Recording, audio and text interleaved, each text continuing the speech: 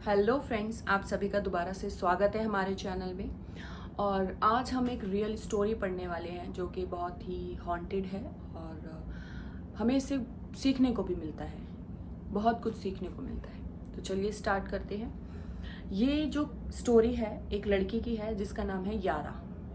13 साल की लड़की है और ये इटली की रहने वाली है। ठीक है, अब क्या होता है कि ये लड़की सिर्फ 13 साल की है, स्टडी में बहुत अच्छी है। इसके साथ ये जिम्नास्टिक सीखती है, इसको बहुत इंटरेस्ट है जिम्नास्टिक का।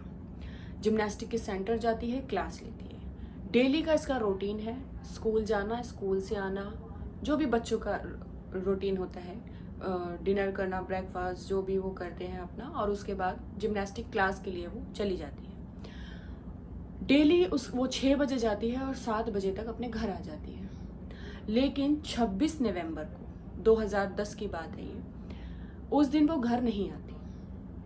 उसके पेरेंट्स उसको लेके बहुत ज़्यादा ही स्ट्रिक्ट होते हैं, मीन्स कि उसके सिक्योरिटी को लेके बहुत ज़्यादा स्ट्रिक्ट होते हैं। जब उसको 10 मिनट लेट हो जाता है, 7-10 हो जाते हैं, तो उनको बहुत चिंता होती है और वो कॉल करते हैं जिम्नास्टिक सेंटर में। वहाँ से पता चलता है कि जो यारा है वो निकल चुकी है, लेकिन वो घर नहीं पहुँची। फिर उसके पेरेंट्स थोड़ा वेट करते हैं, 5-10 मिनट का वेट करते हैं। जब वो देखते हैं कि उनकी बेटी अभी भी नहीं आई तो वो पुलिस को इन्फॉर्म कर देते हैं। पुलिस के पास जब ये फ़ोन जाता है तो पुलिस बहुत एक्टिव हो जाती है और एकदम से सब जगह सर्च करना स्टार्ट कर देती है। सबसे पहले उसके सेंटर जाती है, सेंटर से पता चलता है हाँ वो आई थी और वो अपने टाइम पे डेली की तरह निकल चुकी है, लेकिन वो घर नहीं पहुंची। उसके बाद क्या था कि वो जिस गांव में रहती थी, इटली के जिस गांव में रहती थी, एक बहुत छोटा सा कस्बा टाइप था और उसमें ज़्यादा पॉपुलेशन नहीं थी। आप मानेंगे टोटल पॉपुलेशन उसकी 15 से 20,000 थी।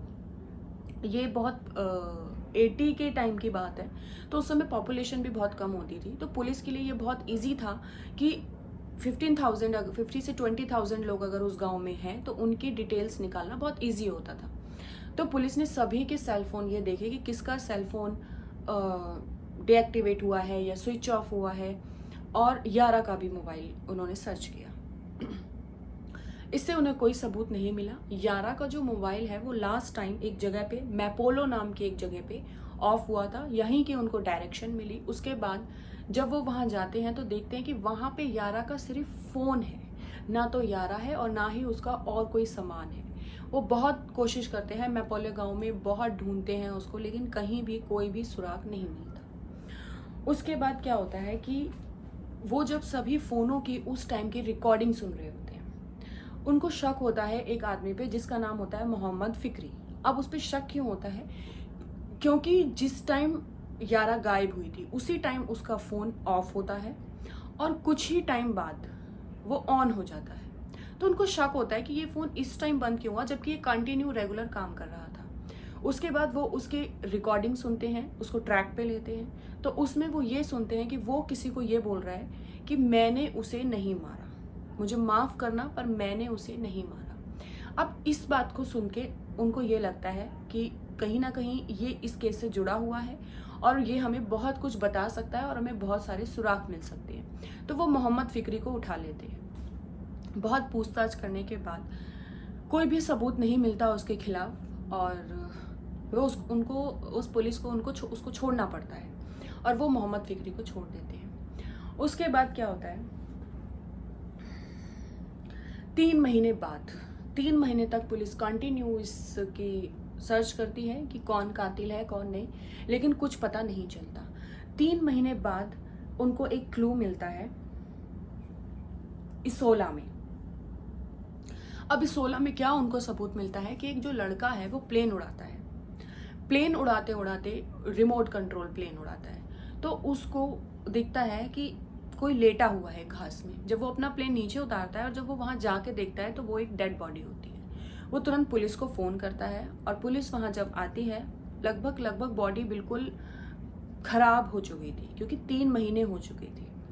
वो वहाँ पे देखते हैं तो वो यारा के पेरेंट्स को इन्फॉर्म करते हैं। यारा के पेरेंट्स जब वहाँ आते हैं तो वो पहचान जाते हैं कि हाँ ये उनकी ही बेटी यारा है, क्योंकि उसके पास से जो सामान मिलता है, जैसे उसका लैपटॉप, उसकी लीड, उसका फ़ोन, उसके कपड़े और उसके बैग में जो भी सामान मिलता है वो सारा यारा का ही था। तो उसके पेरेंट्स मान लेते हैं कि हाँ ये यारा की ही डेड बॉडी है। अब उसकी डेड बॉडी को पोस्टमार्टम के लिए भेज दिया जाता है। पोस्टमार्टम में कुछ ऐसा खास नहीं पता चलता, लेकिन उसकी बॉडी में कुछ बहुत चोट के निशान थे। ये साफ हो जाता है कि उसका रेप नहीं हुआ है, लेकिन उसकी डेथ से पहले उसको बहुत मारा गया है। ये चीज़ क्लियर हो जाती है, बहुत जख्म थे उसकी बॉडी पे। उसके बाद उस लाश को एक लैब में रख दिया जाता है ताकि उसकी आगे भी वो लोग सर्च कर सकें कि कौन कातिल है। अब क्या होता है कि जब उनको कोई भी क्लू नहीं मिलता, फिर वो यारा के ग्लव्स का डीएनए लेते हैं, यारा के फ़ोन का, लैपटॉप का, सबका डीएनए लेते हैं, और पूरे गांव में जितने भी लोग हैं 15 से 20,000 सभी का डीएनए लेते हैं और टेस्ट करते हैं। लेकिन ये टेस्ट किसी से भी नहीं मिलता। पुलिस यहाँ फिर से उदास हो जाती है कि अभी भी हमें कोई क्लू नहीं मिल रहा है। फिर जो डॉक्टर है वो यारा की अंडरवेयर में उसको एक डीएनए मिलता है, और वो उस डीएनए को फिर दोबारा से उन पूरे इटली के शहर में सबको दोबारा से डीएनए टेस्ट कराते हैं। उसमें एक इंसान होता है जिसका नाम है डेमियानो से उसका डीएनए 90% मैच हो जाता है। 100% नहीं, पर 90% मैच हो जाता है। अब वो डियानो को पकड़ लेते हैं।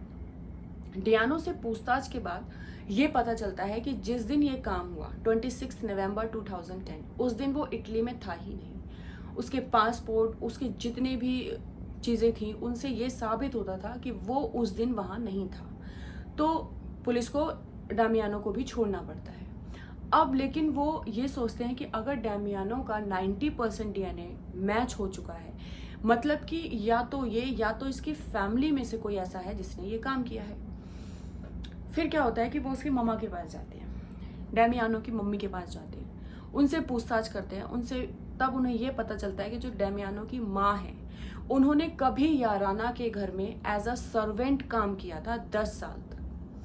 तब पुलिस को ये लगता है अब कहीं ना कहीं हम इस केस के एंड तक पहुंच गए हैं, लेकिन तब भी उन्हें कोई सुराग नहीं मिलता और उनको डेमियानो और डेमियानो की माँ को दोनों को ही छोड़ना पड़ता है।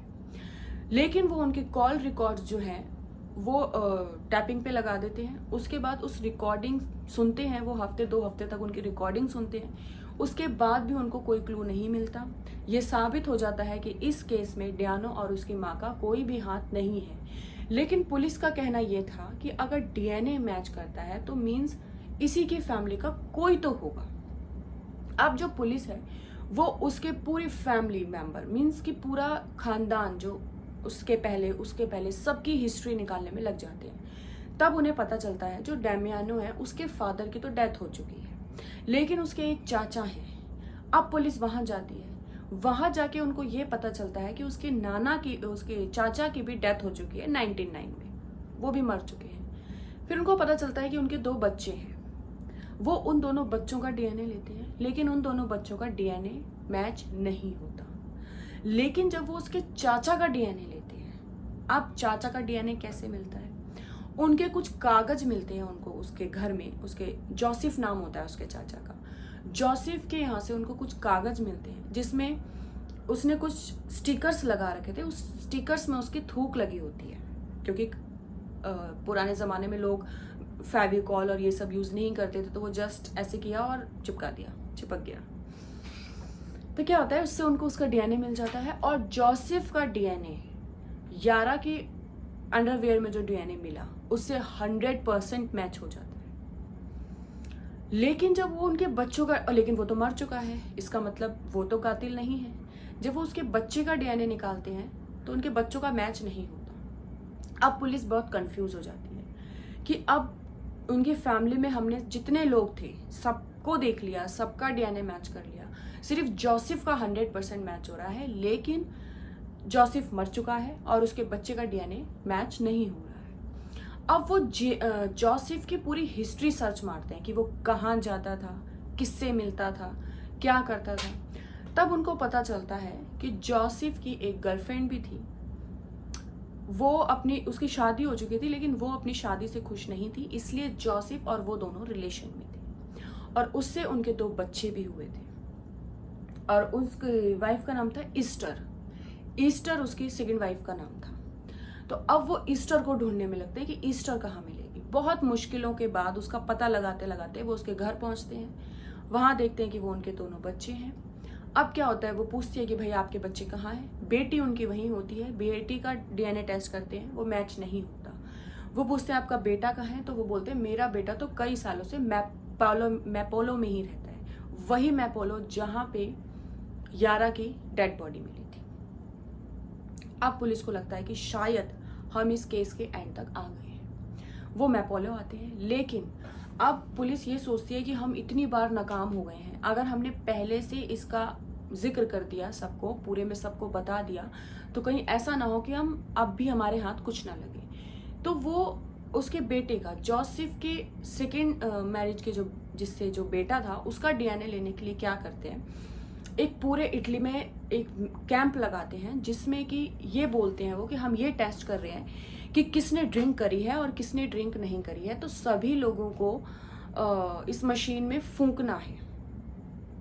वो पता लगा लेते हैं कि जोसेफ का जो बेटा है वो किस टाइम आता है, किस टाइम जाता है, कौन सी रोड से निकलता है, और वो वहीं पे पुलिस खड़ी कर देते हैं नाकाबंदी लगाने के लिए। जब जोसेफ का बेटा वहाँ आता है तो वो उसे फूंक मरवाते हैं, जिससे उनको उसका डीएनए मिल जाता है।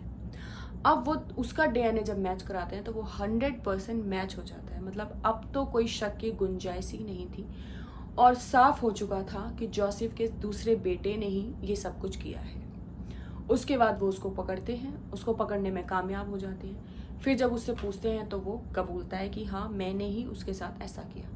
मैं उसको डेली देखता था आते जाते, और मुझे वो अच्छी लगती थी। मैंने जब उससे बात करनी चाहिए, उसको कुछ बोलना चाहा, समझाना चाहा, तो उसने मुझे नहीं सुना और वो चिल्लाना शुरू हो गई। जब वो चिल्लाई तो मुझे लगा कोई सुन लेगा, और मैंने उसको बहुत चाकू से मैंने उसको मार दिया। मैं बहुत डर गया था, इसलिए मैंने उसकी लाश को वहीं फेंक दिया और मैं वहाँ से चला गया।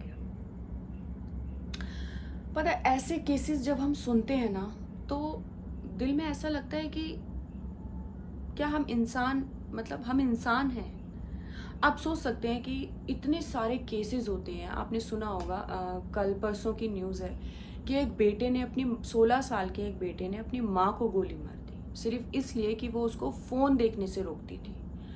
जस्ट इमेजिन, मतलब अगर हम देखें तो इंसान से बड़ा ना तो कोई जानवर है, ना कोई शैतान है। अब आप देख सकते हैं कि खुलेआम किसी को भी गोली मार दी जाती है, और गोली मारने वाला भी हम में से ही इंसान ही है। मैं तो ये सोचती हूँ कि क्या वो भी किसी के बेटे होंगे, किसी के भाई होंगे, कैसे वो ऐसा काम कर लेते हैं। उनके हाथ नहीं कांपते, उनकी आत्मा उनको अंदर से नहीं रोकती कि नहीं, ये गलत है। ऐसे ऐसे केसेस सुन के ऐसा लगता है कि सच में कलयुग आ गया है। सच में इतना ज़्यादा क्राइम बढ़ गया है, इतना ज़्यादा कि इंसान की ज़िंदगी की भी कोई कीमत नहीं रह गई। तो मैं तो यही बोलूँगी, अपना ध्यान रखें, अपने परिवार का ध्यान रखें, खुश रहें, अपने ड्रीम्स को पूरे करें, आपके सभी ड्रीम्स पूरे हों, और बहुत सेफ्टी से रहें। सो बाय बाय गाइस, मिलते हैं नेक्स्ट वीडियो में।